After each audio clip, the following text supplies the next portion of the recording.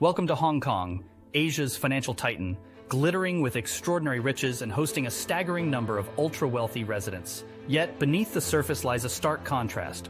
1 in 4 individuals suffer below the poverty line.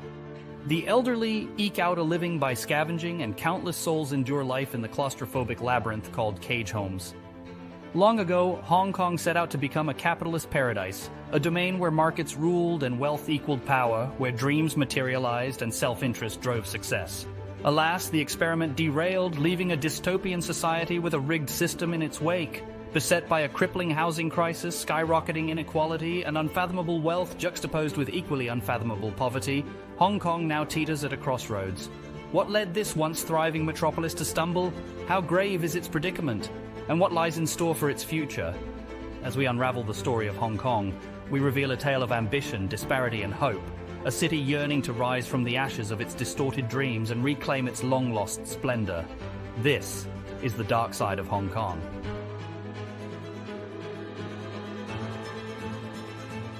You may have seen the staggering statistics. Hong Kong, the world's priciest city to reside in, forces many citizens to endure unimaginable living conditions. With the least affordable housing globally, it eclipses notoriously expensive locales like New York, San Francisco, and LA.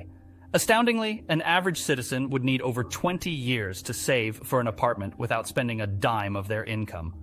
Renters, on the other hand, typically shell out over 50% of their earnings on housing, more than anywhere else on the planet. Despite these harsh realities, people must find shelter, leading to the emergence of the infamous cage homes. Officially dubbed subdivided flats, these spaces are standard Hong Kong apartments, often illegally partitioned into a multitude of cramped living units. This phenomenon highlights the city's desperate struggle to balance its economic prowess with the stark realities faced by many of its inhabitants. To demonstrate how tiny these are, this is an average apartment in Tokyo, this in New York, this one in Paris, this one in Hong Kong, and this is the size of an average subdivided flat, aka cage home, which is even smaller than the average size of a standard US parking lot, and many of them are way smaller than that. But while this might seem like a simple case of supply and demand, a lot of people in a small space, in Hong Kong's case, this is not really true, and the reality is a lot worse. The fact is that Hong Kong could quite easily build a lot more housing and decrease the price by doing so. This is because only a quarter of its territory is built up, and only 7% of it is zoned for residential development. But instead, it is actively choosing not to do that. But why is that? Well, to explain, we need a quick history recap. For most of its history, Hong Kong has been nothing more than a completely unimportant small fishing village on the periphery of China. And even when it was taken from China by Great Britain, and it started to slowly grow bigger, it seemed like it will remain just as unimportant as it has always been. But then, after the Second World War, the British colonial government made a radical decision that defined the course of Hong Kong's future, making it into what it is today. With both its successes and its flaws, the government decided that Hong Kong will follow the principles that became known as positive non-interventionism, basically the purest form of capitalism.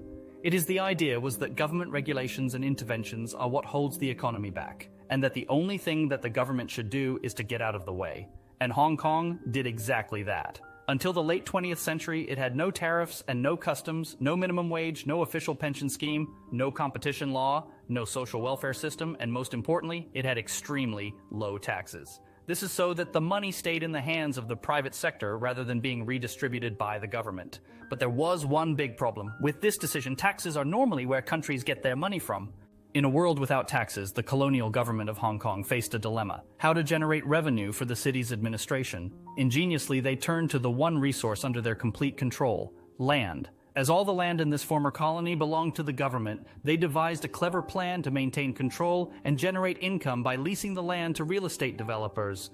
These leases became Hong Kong's primary source of income, fueling the city's growth and prosperity for decades. However, to maximize revenue, the government restricted land supply, artificially driving up lease prices and consequently housing costs. This arrangement not only fattened the government's coffers, but also proved a windfall for the real estate developers. With no competition in sight, they enjoyed a monopolistic hold on the market, constructing and selling properties at astronomical prices. For the common people, this meant facing an acute housing shortage in the heart of the city, struggling to afford even the most basic accommodation. The impact of Hong Kong's non-interventionist policy extends far beyond housing. Despite its high GDP and global reputation as a wealthy metropolis, a staggering 23% of the population, roughly 1.6 million people, lived below the poverty line in 2020. The situation was even more dire for those aged 65 and above, with over 40% living in poverty. This spawned the heart-wrenching phenomenon of cardboard grandmas, elderly individuals who collect and sell cardboard boxes to recyclers, often their only means of survival. Shockingly, the poverty rate has nearly doubled since the 1980s. Why does such a wealthy city harbor so many poor souls? The answer lies in Hong Kong's uneven development and its failure to address the widening income gap.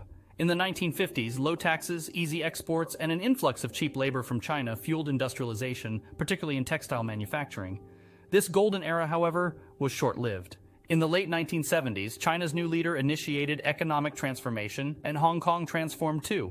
It became a gateway for Western companies to invest in China, which led to a shift from manufacturing to finance and commercial services. This change left many former factory workers stranded, as they were unable to land high-paying finance jobs. Forced to find low-paying service roles, they struggled to survive in a city where the cost of living skyrocketed each year. The government, clinging to non-interventionist principles and a belief in small government, did little to help. Hong Kong's government sees itself as a wealth creator, not a redistributor, promoting individual responsibility over collective action. However, the problem with this approach is that Hong Kong's economy is dominated by a handful of family clans.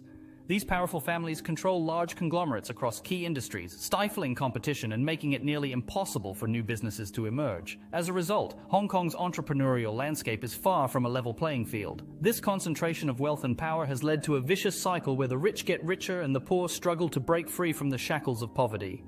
Furthermore, the lack of affordable housing has created a burgeoning market for so-called cage homes, or coffin cubicles, where residents are crammed into tiny, squalid spaces with little room to move or even stand. These deplorable living conditions only exacerbate the city's social and economic issues, further widening the gap between the haves and have-nots. As if these challenges were not daunting enough, Hong Kong's position as Asia's leading financial center is under threat. As China tightens its grip on the city, eroding its autonomy and freedoms, foreign investors are losing interest. Hong Kong's unique status as a gateway between East and West is gradually fading, and the city risks becoming just another Chinese metropolis. With its autonomy and appeal to foreign investors diminishing, Hong Kong must confront an uncertain future. The city's government must face the harsh reality that their non-interventionist policy has failed to address the rampant inequality plaguing its citizens. In order to create a more equitable society and revive its waning status as a global financial hub, Hong Kong must undertake a series of bold reforms. This includes reassessing the land leasing system, implementing progressive taxation, increasing social welfare, and investing in affordable housing. In addition, fostering a truly competitive business environment that encourages innovation and entrepreneurship is critical. This would involve dismantling the monopolies that dominate key industries and implementing policies that support small businesses and startups. By creating a level playing field, Hong Kong can unleash the full potential of its people, empowering them to contribute to the city's growth and prosperity. Education and retraining programs should also be prioritized to bridge the skills gap between those who lost their jobs in manufacturing and the new opportunities in finance and technology. By offering the necessary resources and support, the government can enable its citizens to adapt to the changing economic landscape and secure better-paying jobs.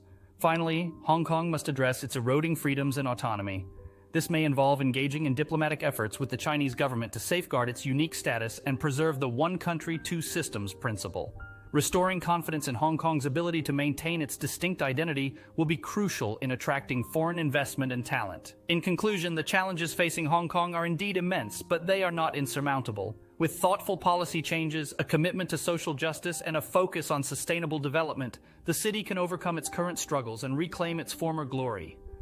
It is time for Hong Kong to break free from the shackles of its non-interventionist past and chart a new course toward a more equitable, prosperous, and resilient future, one where skyscrapers, affordable homes, and thriving businesses coexist harmoniously, and cardboard grandmas become a distant memory.